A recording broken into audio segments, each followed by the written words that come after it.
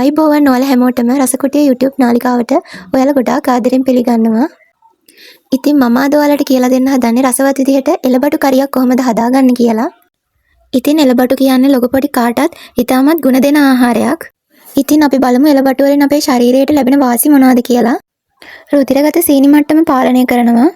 අක්මාව නිරෝගීව පවත්වා ගන්න පුළුවන්. මලබද්ධය වළකනවා. ඒ වගේම බඩගින්නත් දුරලනවා.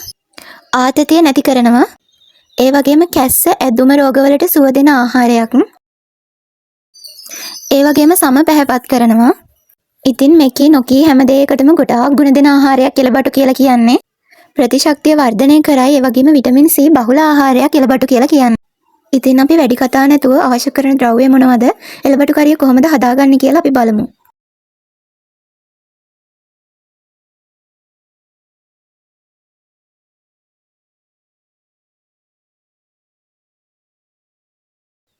ඉතින් මේකට ලුණු ඕන කරනවා. ඊට පස්සේ රම්පේ ඕන කරනවා. කුරුඳු කොළ කැබලි කිහිපයක් අරන් තියෙනවා.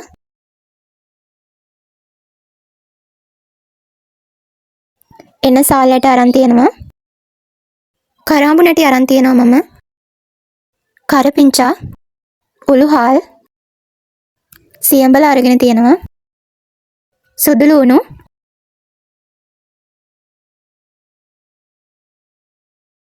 ඒ වගේම මම පොල් කිරි කෝප්ප භාගයක් අරගෙන තියෙනවා. මම එළබටු ග්‍රෑම් 250ක් අරගෙන තියෙනවා. ඒකට මම මිරිස් කුඩු තේ හැඳි දෙකක් එකතු කරගන්නවා.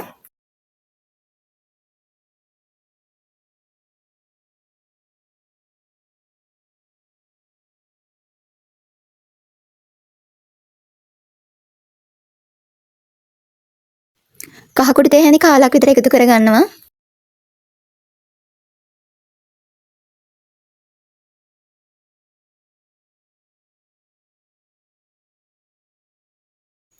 ලුණු කුඩු තේ හැඳි භාගයකුත් එකතු කරගන්නවා.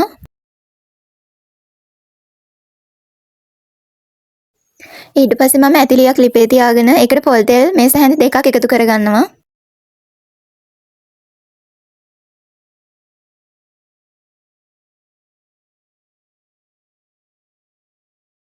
ඉස්සෙල්ලාම මම තෙල් ටික රත් වෙනකොට ඒකට සුදු ලුණු ටික එකතු කරගන්නවා.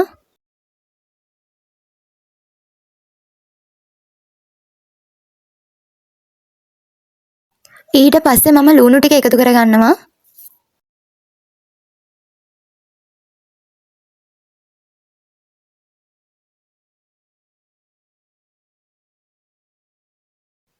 ඊට පස්සේ මම අමු මිරිස් ටික එකතු කරගන්නවා. ඉතින් ඔයාලා මේවා ටිකක් රන්වන් පාට වෙනකම් බැද ගන්න.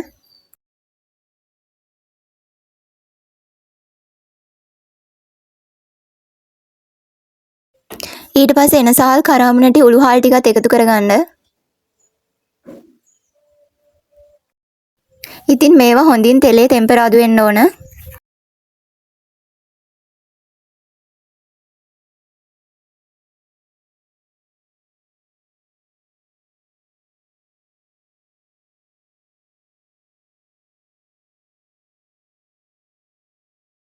ඊට පස්සේ මම රම්පේ කොළ කුරුඳු කොළත් එකතු කරගන්නවා. ඒ වගේම මම කරපිංචත් සියඹලත් මේ වෙලාවේ එකතු කරගන්නවා. ඉතින් දැන් මේ විදිහට හොඳට හැඳි ගන්න. ඇත්තටම මේ වෙලාවේ මේ ඔක්කොම තෙලේ බැදෙනකොට දැන් හොඳ සුවඳකුත් එනවා. ඇත්තටම මේ වෙලාවේ මේ අමුද්‍රව්‍ය ඔක්කොම රන්වන් පාට වෙනකම් බැදගෙන ඉවරලා මේකට බටු ටික එකතු කරගත්තාම ඇත්තටම බටු කරිය ගොඩාක් රසවත් වෙනවා. මේ වගේ පාටක් එනකම් බැද ගන්න. ඉතින් මම දැන් මේ වෙලාවේ තෙලෙන් බැදගත් අමුද්‍රව්‍ය ටිකට බටු ටික එකතු කරගන්නවා. ඊට පස්සේ මම මේක හොඳට හැඳි ගා ගන්නවා අනිත් අමුද්‍රව්‍යත් එක්ක කලවම් වෙන්න.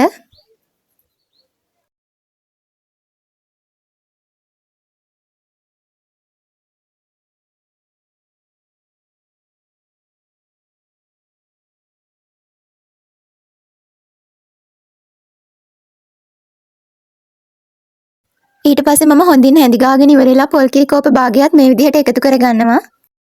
ඊට පස්සේ මම ආයෙත් මේක හොඳට හැඳි ගා ගන්නවා පොල් කිරිත් එක්ක මිශ්‍ර වෙන්න.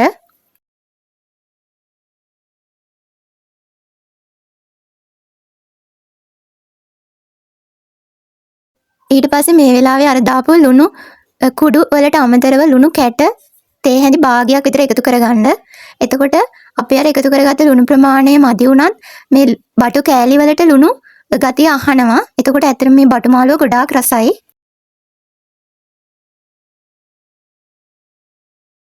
ඊට පස්සේ මම මේක වහලා විනාඩි 10ක් විතර ගින්දර මධ්‍යම ප්‍රමාණයේ තියාගෙන උයා ගන්නවා. ඉතින් මේ මම ඇරලා බලන්නේ හරියටම විනාඩි 10කට පස්සේ බටු කරිය කොහොමද කියලා. ඇත්තටම මේ වෙලාවේ බාගෙට වගේ ඉදිලා තියෙන්නේ බටු කරිය. ඉතින් මම මේක ආයෙත් වතාවක් හොඳට මිශ්‍ර කරනවා. හොඳට කලවම් කරගන්නවා හැන්දෙන්.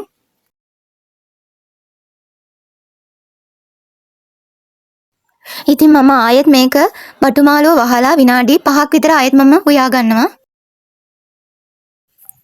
ඉතින් මේ විනාඩි 5කට පස්සේ ආයෙත් බටු කරිය ඇත්තටම දැන් නම් මේ වෙලාවේ බටු කරිය ඉදිලා තියෙන්නේ. දැන් හොඳ සුවඳකුත් එනවා. ඉතින් මම මේක ආයෙත් වතාවක් හොඳට හැඳි ගන්නවා. ඒ වගේම බටු කරියට හොඳ පාටකුත් එකතු වෙලා තියෙනවා. හරිම ලස්සන පාටක්.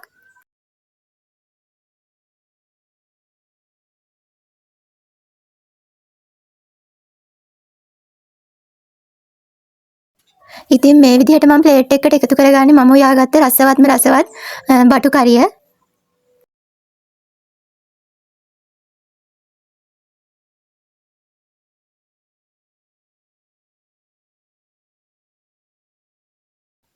ඉතින් මේ බටු කරිය ගොඩාක් රසවත්.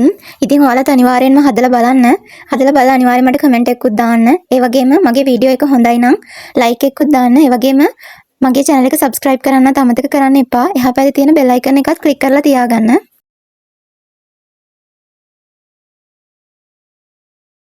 එහෙනම් අලුත් වීඩියෝ එකකින් ආයෙ හම්බෙමු.